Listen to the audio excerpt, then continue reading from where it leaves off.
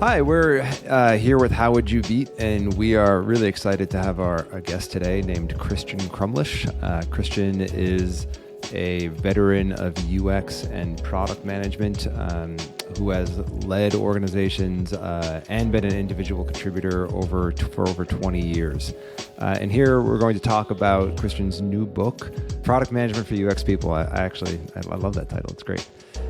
So we're excited to talk about Christian's book today, and we're going to ask him some questions about what the book is about, and I think that would be a great place to start. So Christian, please jump in. Sure. Well, the book is like it sounds. It tries to explain product management to people with a UX background, whether they're designers, UX researchers, or just people who are trained in other UX disciplines. And I think the need for it has come from the fact that a lot of UX work, a lot of work with the web these days is done in the context of software products. The model of a product has become kind of a dominant one, maybe taken over from sort of more of a communications design advertising model of what is a website. The idea that a website is an object that you interact with, maybe do transactions through or otherwise obtain services through, has brought product thinking to the fore. And for UX people, sometimes it sounds like a new job that overlaps a lot with the job they do, and somehow it's also their boss. And so some UX people reach a point in their career where this is an obstacle, or at least a thing they need to understand better. And some choices they might have going forward is to become a product manager, or to become more aware of why product managers are there and what they do, and therefore learn to work better with them and to make a case for the aspects of the work that they believe the UX person should do instead. Sometimes it's just a matter of being able to take your UX design or your UX sort of strategy role and be comfortable framing it as to do with product, to be product design, to be product strategy, or to be a key part of that. So to just understanding the product context and how the UX experience and the UX skills and career choices map to that. Yeah, so how do you think about that overlap? Like what a UX role and a product management role have in common, and then what the big new challenges are if you're going to add product to your UX toolset? Right. I mean, I think the overlap is quite large and can sometimes involve similarities in tasks, although it's much more an overlap of concern and focus and responsibility, in the sense that user experience is all about the person who interacts with the software, understanding their needs, understanding how to make things that serve them and appeal to them and get them to engage. And product management is very largely concerned with a consumer or a customer and what that person needs and how enough of them are out there to constitute a market, and how to make services for them that meet their needs and bring them back and maybe drive revenue or otherwise sustain the project that you're doing. So, I mean, just in the way that I described those two roles, they clearly are very much involved in similar concerns, which is, who are the people out there that we're making this code for? What would constitute success for those people? What jobs are they looking to hire to be done by software? And so like a lot of things on the internet, where I think many disciplines have emerged, or many approaches to making this stuff has come out of earlier practices and has been sort of improvised by just clever polymaths who have lots of different skills. It's settled into different shapes over time, and often they aren't all fully compatible with each other, these mental models of what we're doing. And so UX can feel kind of usurped sometimes by product because of that overlap, where it's like, why are you now in charge of our relationship with people? I thought that's what I do. Now, the thing is, I'd say the biggest differences are that the work itself is very different. The product management is not really a design discipline. I mean, it certainly benefits from if you are smart about design, and design is a critical creative tool for solving problems and for figuring out user experiences. So it's clearly design adjacent. But it's right. The day-to-day work of a product manager typically does not happen in Figma or Photoshop or Sketch or in a design piece of software. They look at that stuff, but they're rarely moving the squares around on the screen. Right. That was actually something that struck out about Yeah. your book to me, that you talked about quite a bit, that if you want to move into product management, you better love writing. And Right. that has certainly been true in my career as a product manager.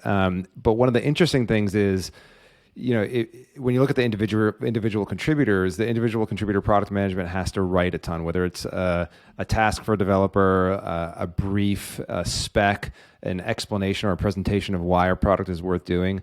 And the designer is, creating pictures.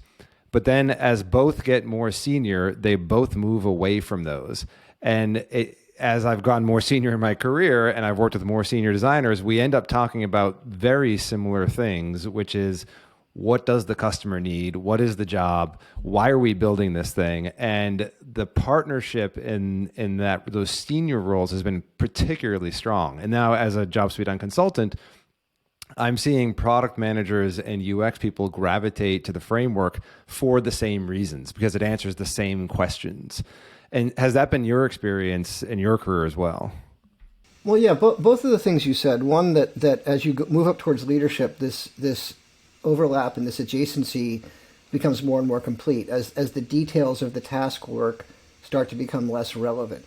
Ironically, I'd say writing stays in the picture. If you're in leadership, you have to make reports or put together slides or communicate clearly to other executives in your emails and things like that. So the writing part of it seems to carry on longer than the pixel pushing. But having said that, it definitely becomes less about the craft at a certain point and more about people management and strategy and big picture stuff, where literally you sit shoulder to shoulder, whether you came up through a design practice or through a product, more business oriented, let's say, product point of view. You should be having very much the same conversation by the time you're sitting at the leadership table together. The other part of that you said was that I forgot. There was a second thing. Yeah, well, Christian, one of the things I think you said was so interesting is when you start to focus on the people and the teams, at the end of the day, you're trying to create customer value. And it's funny how you can lose focus of that. Customers are everything. I think Peter Drucker actually said this, long time ago. Like, I think he said most things a long time ago. But he said, the goal of a company, of a business, is to create a customer. That's it. I mean, you just simply don't exist if people aren't willing to pay you for something. And I think what's fascinating about that is when you get to these people at the company and the teams, and you're trying to get them to work together and be coordinated, at the end of the day, the agreement they need to have, no matter what role you're in, if you're in product management, if you're in UX, UI, sales, marketing, executives, finance, the goal is to have agreement on what you're going to do for the customer. I mean, ultimately, that's what a product is. In jobs done theory, you're hiring it to get the job done. And I find that so fascinating because it's both product management and UX have such interesting histories. I mean, they didn't exist. They weren't, right. The thing that existed first and then drove business to success. It was almost like businesses were successful kind of in spite of themselves and then needed a way to figure out, okay, how do we get better at this for right. customers? And sometimes maybe to formalize practices that are emerging and say, what is this that we're doing? And is anyone else doing it, or are we making it up? Interesting, not to get too far into the history of this stuff, because I think if we geek out too much, not everybody's into the history of business and things like that. But both UX and product do have a common ancestor in marketing. And I think marketing is often vilified nowadays, not by everybody, obviously lots of great marketing going on, but sometimes it's framed as a kind of a shallow discipline, of just PR and just communications, just as if those things are easy to do. But it's easy to forget that in the early 20th century, marketing was sort of like the UX of that period, where there were innovative people saying, what if we actually knew what people wanted and crafted products that met their need? I mean, like, it sounds silly to us, but it's like, and I think that's a reminder that in a sense in business theory, I guess you'd call it, or organizational theory, a lot of the ideas come back every generation in new clothes. And it's partly because of a falling away, like the new idea has become a ritualized formulaic thing. And the essence of it, like the way Agile could be, not doing the job anymore, even though you could be supposedly doing all the right Agile things, that it's often the excitement is about a refreshing new frame that reminds people, you really got to know what that person at the other end of the transaction needs, and not just what you tricked them into doing once, or something like that.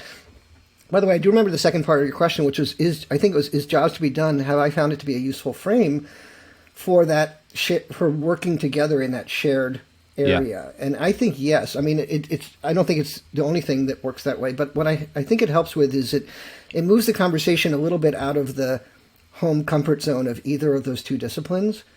And it is a real challenge in some shops getting what I would call product discovery happening in a collaborative way. So if they have UX research, that's great. If they do product management in a way that's not just ticket filling, but is actually understanding the needs of an audience, that's great too. Some organizations are doing both of those things in an uncoordinated way. So you're talking to the same people, but with two slightly different questionnaires or at different times, or you're bugging the same customers, or you're just not coordinating your research. And it can become a turf thing, or it can be literally more like, but your questions don't meet my needs, and so I'll just do my own. Right. When it's much better if you can figure out a way to work together, piggyback on each other's work, collaborate on the mental model of what these people are and what they need, and have a shared approach to that. And I found that if you can move things to the jobs to be done kind of way of analyzing these needs and how to meet them, it can kind of be like a little bit fresh for either person depending on their background, and kind of a shared space that they can develop together. Yeah, that's a great way to think about it. We say this all the time, that if you have a really good understanding of your customer's job, essentially their problem, their goal they're trying to achieve, you don't need any innovation theory to explain it at all. It should be in plain English. If you look at the job of getting to a destination on time, or the job of obtaining a blood sample, if it's more detailed, like anybody with knowledge of that, any customer should just say, yeah, that makes total sense. It's a story. Like, what do I need to do to achieve this goal?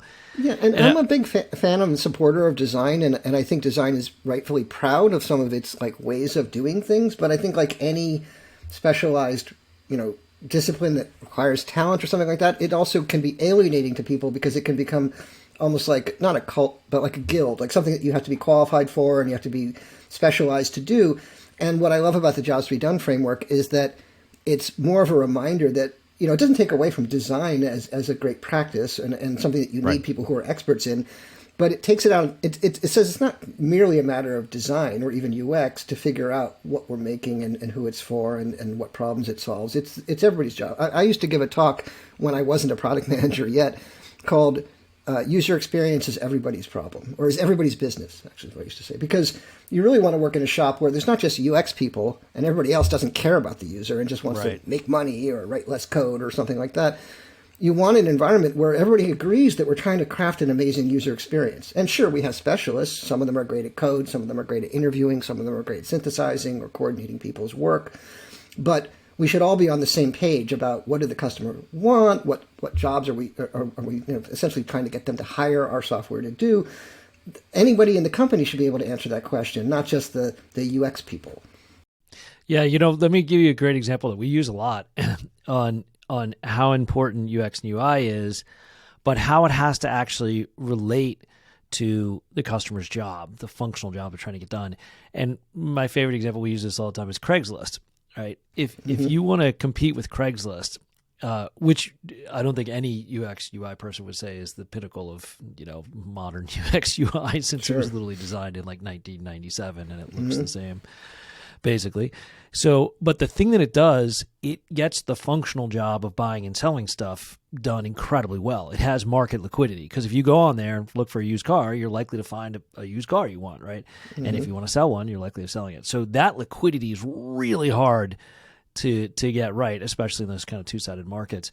So having a great design is not enough, and that just demonstrates it. Like, yes, I'm sure you could have every designer in the world come up with a better interface than Craigslist. Right, 100%. And I do think probably you could get into saying that the UI of Craigslist is pretty fugly, but the UX is not as bad as it looks, in the sense that, and it relates to why does it get those jobs done well, is that actually the flows for looking up an ad or contacting the seller work pretty well, and they're not fancy. They don't have the latest React code, powering the widget or something like that, but they do the job. And a janitor's closet has UX too, even if it's never going to be, the reception area experience of your business. And so it does kind of refocus you on functionality, I think. When Jobs to be Done has this nice idea of like, getting the plumbing right, which is not all you ever have to do, and it's not the whole story either. But it sometimes gets skipped, right, in the interest of just like, let's just paint a screen that looks like the other screens that are popular today. Yes. I think that's a terrific insight about Craigslist, because one of the things you think about is a lot of people just think Craigslist is their inbox, right, their email. You post a listing, and the rest of your experience with Craigslist happens in your email. And so, right, and that's a form of UX that is not about screen design in a web browser, but does involve a service model of what's the person's experience like throughout the experience. And I mean, I wrote about Craigslist in an earlier book called The Power of Many that I wrote back in the mid 2000s, and I interviewed Craig a bunch for it. Oh, great! And yeah, I mean, he wasn't the only topic, but it was one of the ones. And the thing that stuck with me, and it's not a secret because he'll tell anybody who asks, is that the main engine of success was that he was the chief customer support person. You know, he never made himself CEO. He answered user feedback all day long, and just by paying attention to that, I mean, and that's that's not the silver bullet for everything, but it's often an underexplored channel of understanding in much larger businesses. It kind of sells that point that lots of people said you need a fancier logo and you need better menus and things like that. But he didn't hear anybody asking for that in his like support inbox, you know. Right. So I need to sell my car. Yeah. So I think they stuck with what works, and they kept doing that job, and they kept getting hired to do that job. Yeah, and I've always been impressed by UX designers who note that, right? That the user experience is not just the picture on the screen; it's everything that your user or customer has to go through in order to achieve whatever their goal is. And that's been distorted, right? Might happen all over the place. Yeah, I mean, if your website actually has a success metric of visitors, right, you might miss the value of letting your customer complete the transaction in their email inbox. You might say, well, just send them an email and they have to click through to finish, and then I'll get more credit for clicks on my page. And you may have just made a much lousier experience. Yeah, and to point this out to people, of course, the biggest example of that in history is Yahoo versus Google. Yahoo wanted to keep you on the site going to a portal. Right. And Google just said, we're going to instantly get you the answer you're looking for as fast as possible. And this is why we always, when we work with teams, work on speed and accuracy. All this stuff can be measured if you know what you're measuring for.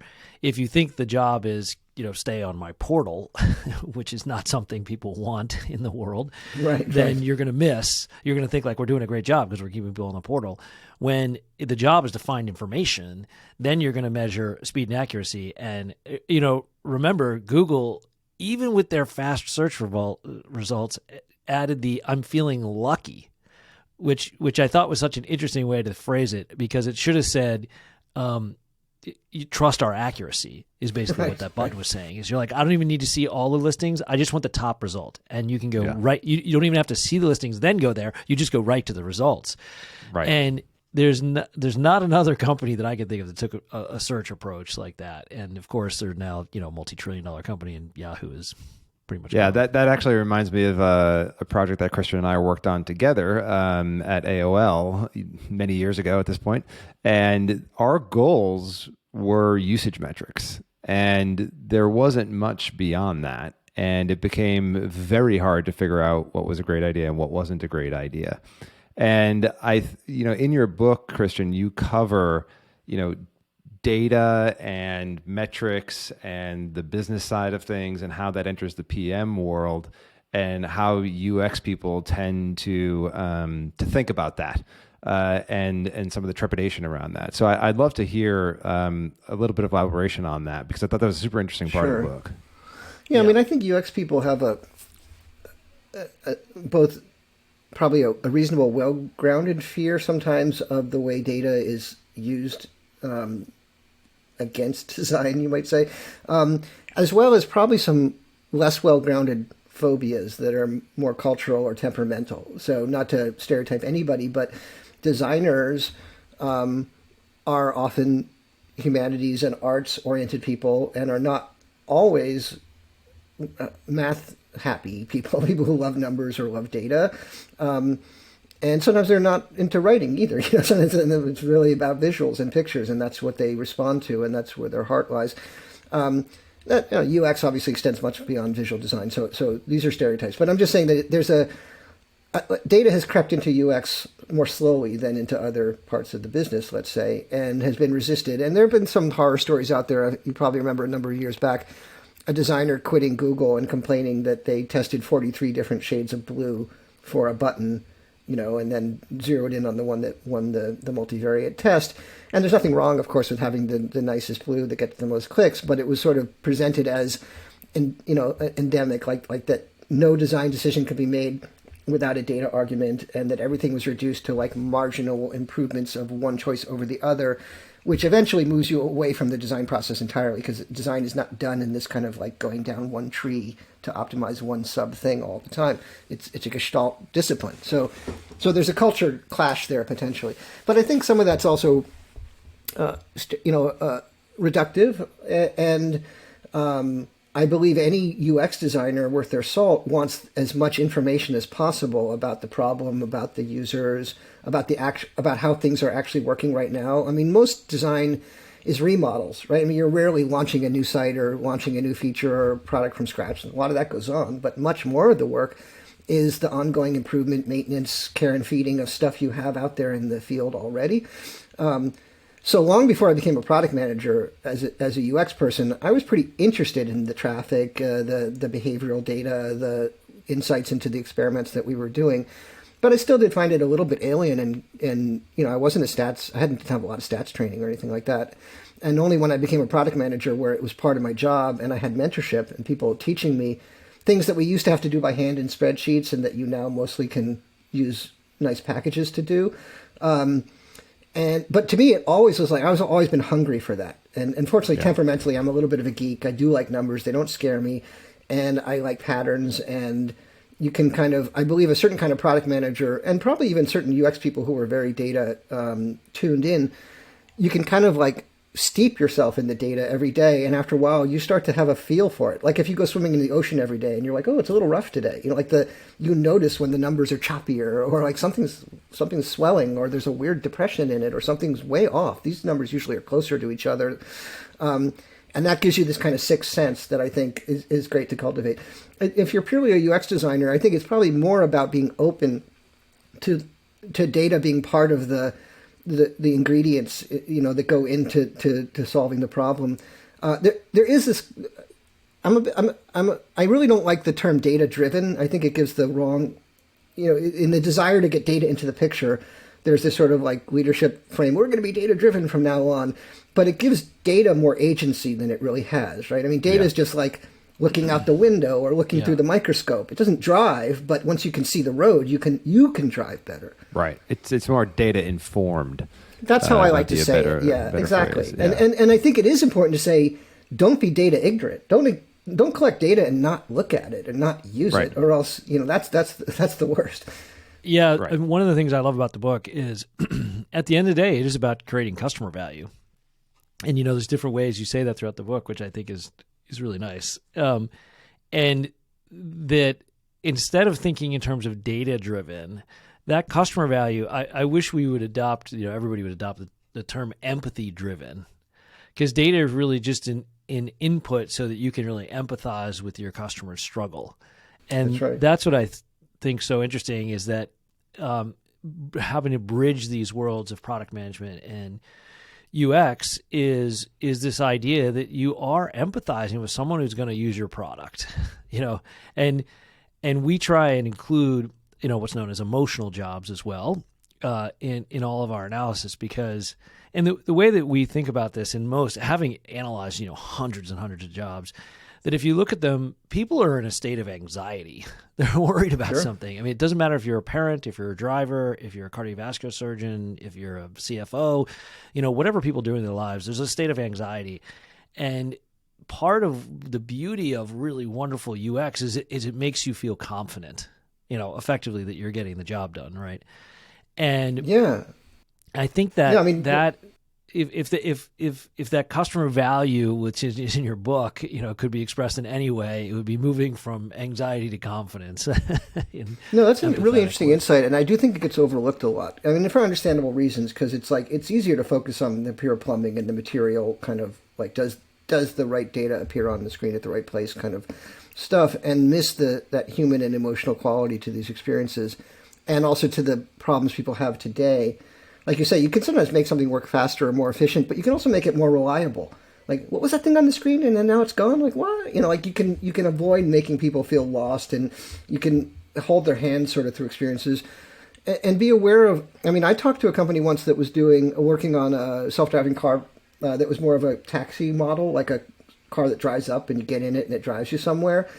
And they approached me because I had experience with a mental health project and that I worked at for a number of years, and because they were really interested in the experience of it. And what they were finding from their user research was that people had this initial excitement about getting in the car and being driven somewhere, but then they felt kind of let down and depressed a little bit. And what they were starting to discern was that people felt they were losing their agency. They weren't needed to drive the car anymore. And while on the one hand, you're like, I'm like a pasha, I'm being carried, on a litter to where I need to go. This is like the lap of luxury. There was kind of that weird human thing of like, oh, the world doesn't need me to drive cars anymore. Like, like I've been demoted or something in the back seat now. And just to realize that they needed to address that emotional experience of being given a lift by a robot, basically, as every bit as much as making sure it goes to the right address or it shows up in time or it doesn't crash and all those other things. Yeah, that's great. That I think that's so important. And there's so much more interesting research lately on emotions and how they actually work. And I think that stuff, we've talked about it before here, but it's really fascinating. And their jobs, you can think of emotional goals that people have in the same way. Like what is making that go off track? Like what can I do to make sure that I'm feeling positive emotions? And you can see this even in simple forms with great companies like Apple. I mean, I can't tell you, I have 4 children. So the number of times I have to open a product for my child where I literally need like pliers and a knife and a pair of scissors and like 2 people helping me to get this thing open because it's impenetrable plastic. And Apple's gone that extra way to now, even in the UPS package, they have that little little starter ripper. You don't need a pair of scissors. Amazon packages you got to like rip open with your hands or slice it open and cut the thing up, whatever. Apple's got that little starter. You just pull the little thread and it just opens nicely. All their packaging, it's so, it's such a small, beautiful thing.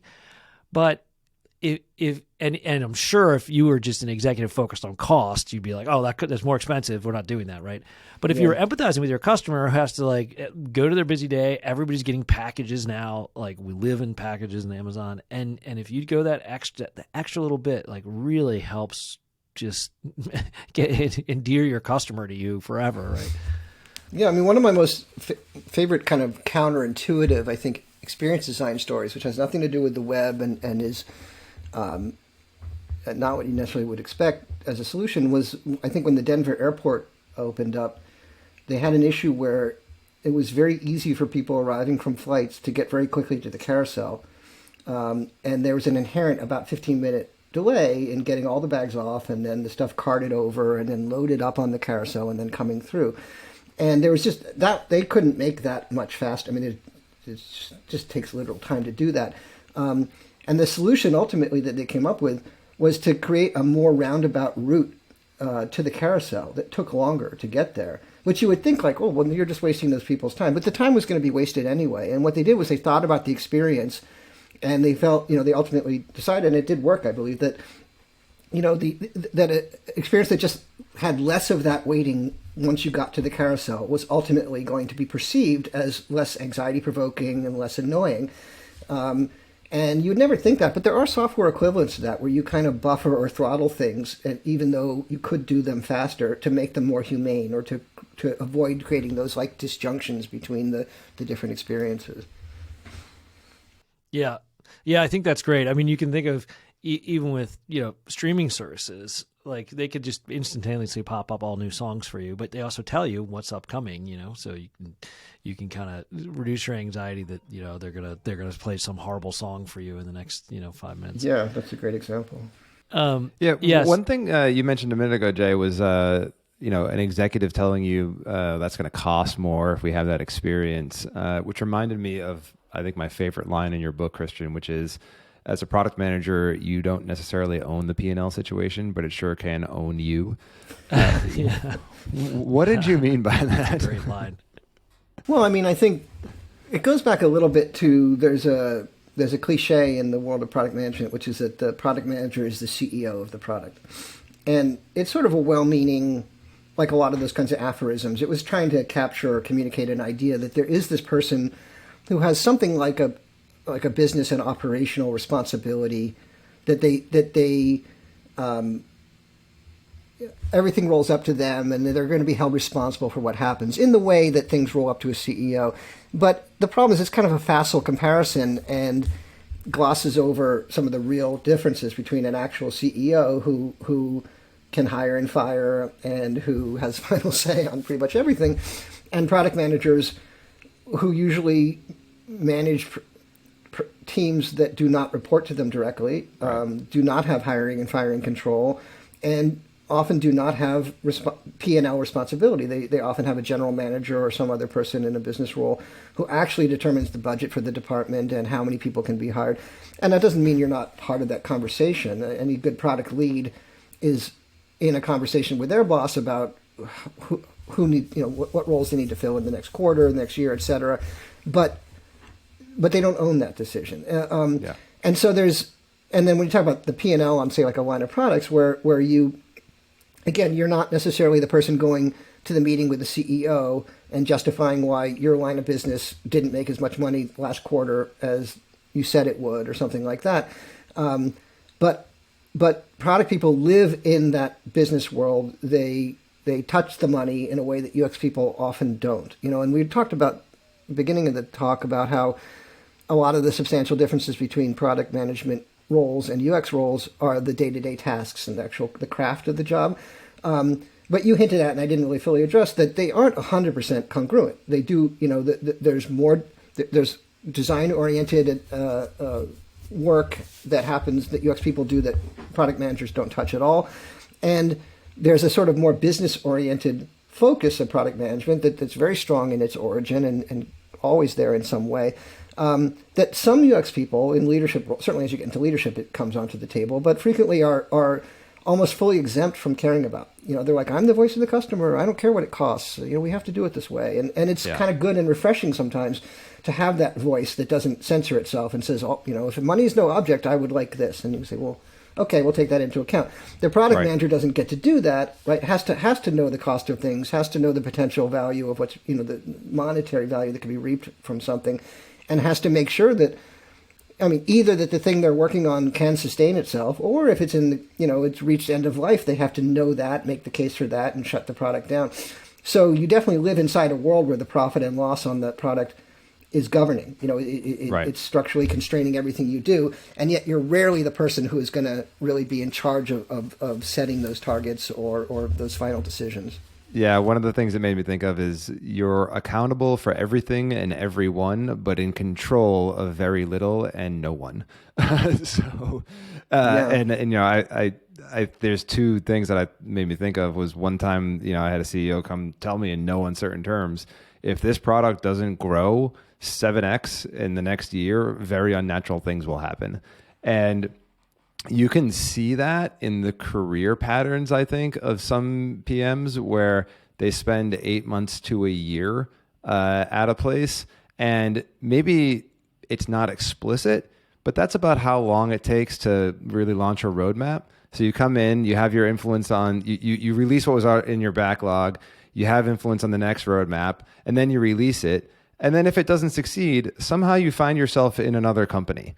And nobody tells you that it's because your roadmap failed, but that's likely why. And so, you're not in control of that, and you're not, being always told that you're being measured on that, but it's there. Like, it's success or move on. Right. And I found that product, especially if you're working with the CEO, so if you're in a small if you're either in leadership or you're in an organization without a lot of product managers, or you're the first product manager, then you're probably working with the CEO, because if it was a startup, the CEO is probably the product founder and not the engineering founder. They're probably the person who had the idea or has the vision, and you're going to be taking their baby out of their hands, which is very scary for them. and it's very easy to disappoint them. And I sometimes feel like the product manager's role eventually is to be the sin eater, is like to take on the blame and be the scapegoat, and then the CEO, can like get a new product person and move forward and not notice why it keeps happening over and over again. Right.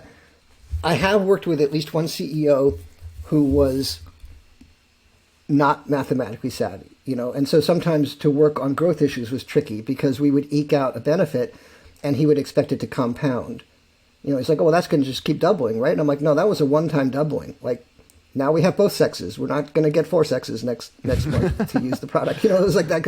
Right. Not to say there's only 2 sexes, but I'm just saying, like, that it was just like a thing of like, no, that's arithmetic. That's not geometric. But a person who just wants the numbers to go up and wants to believe that this latest thing is going to be the game changer. It can be hard to meet those expectations. This idea of the CEO as product manager, but then this tension with the actual CEO, and then where is UX, related to this I didn't think stuff. of that. It's like the CEO is the product manager of the product. Right. Well, what's so interesting is the ultimate CEO is the customer, and that's what's so interesting. That's right. Who's writing the check for everybody? They're hiring and firing you. That's so true. I hired Sony to give me a Walkman until I fired them to hire Apple to give me an iPod. Right? I mean, if you've ever started your own business or been a CEO or something, you realize that you've not reached the point where now you're your own boss. Right? Yeah. Either the board is your boss or ultimately the customer is, and it's like if they stop buying your product, you're fired. It doesn't matter that there's no one to fire you.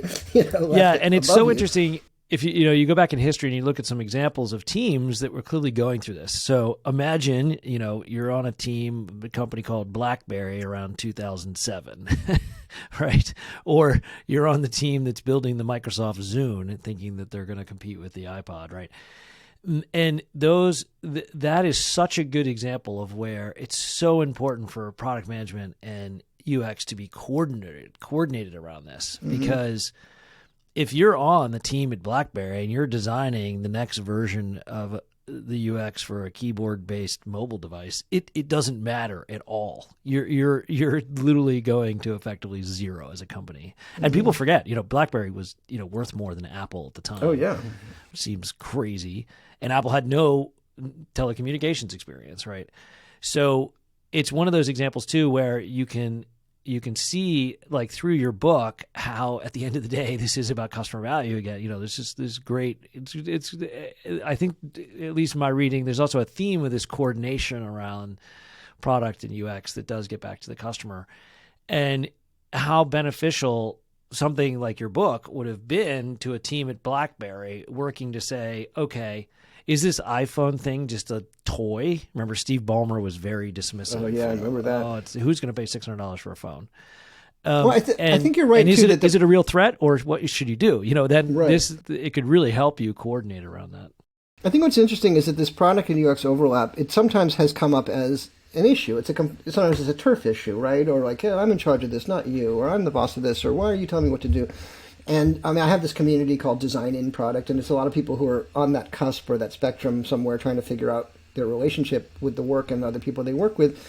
And and so there are, like, sometimes, how do you solve this problem? How do you overcome this person who doesn't value what you do, or my company?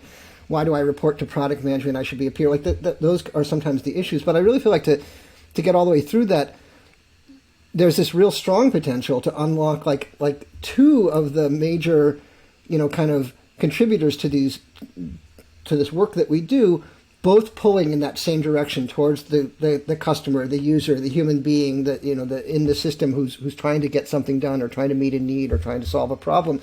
And it's almost like if you can work out the sibling rivalry, you can, like, speak with one voice, which is super powerful.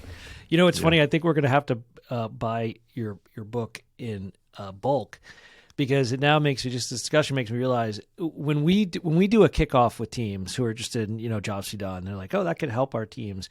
They always ask, who should be in the first workshop, whatever we do with them, who should be in it, and we tell them literally everybody, from product, marketing, and sales. And in product, that includes product managers, designers, UX, UI, developers, engineers, all that. Because the idea is, if you're going to have all these turf wars, if you're going to have these debates, well, what are you having them about? Mm-hmm.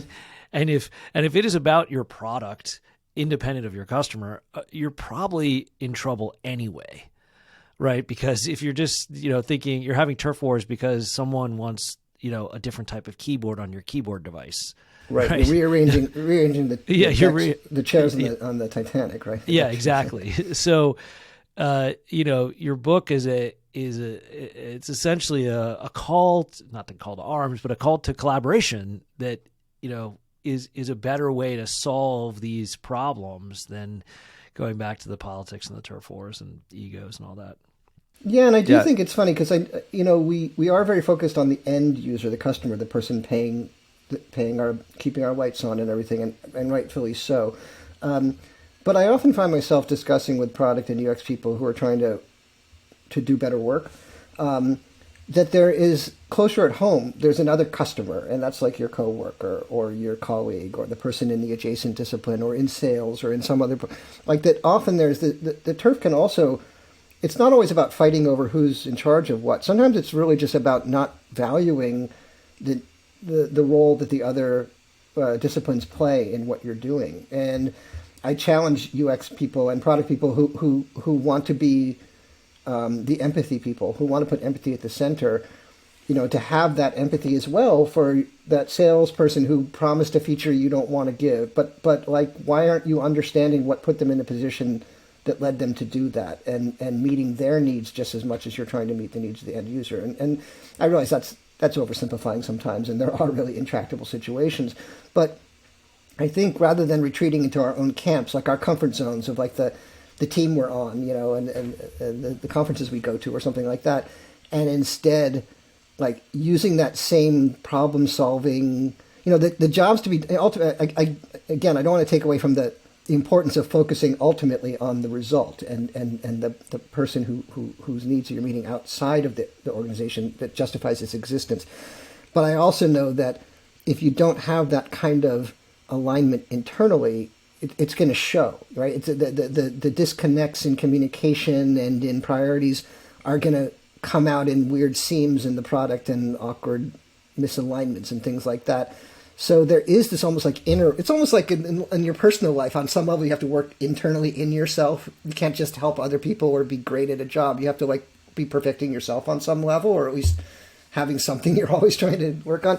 And I feel like similarly in team dynamics, company dynamics have a lot of that as well, where it's like, take that same empathy you have, take that same fascination about what are people struggling with and what are they afraid of and what would help them be really successful, and turn it on the people who are like even closer in with you, that that you think are annoying and like wish you didn't have to work with them and things like that. Because if you unlock that stuff, I think that just puts you in a much better position to work with them to do the actual job of meeting a fresh need of these, the next customer who comes in the door tomorrow.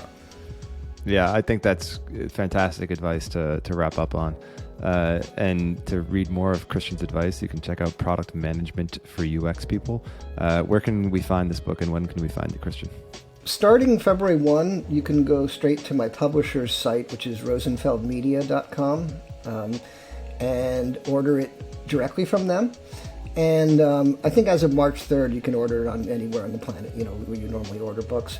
Interestingly enough, we got into a little bit of the famous supply chain issues that are going on all over the world right now, and paper, the high quality paper that we use for the 4-color book, is in demand, and actually pushed back the inventory date by about a month. Wow, unbelievable. Well, congrats again on the book. Thanks. Really excited. It's a great book. Highly recommend it to anybody Thank listening. you very much. I appreciate that. It's great talking to you guys. You too. Thanks for coming.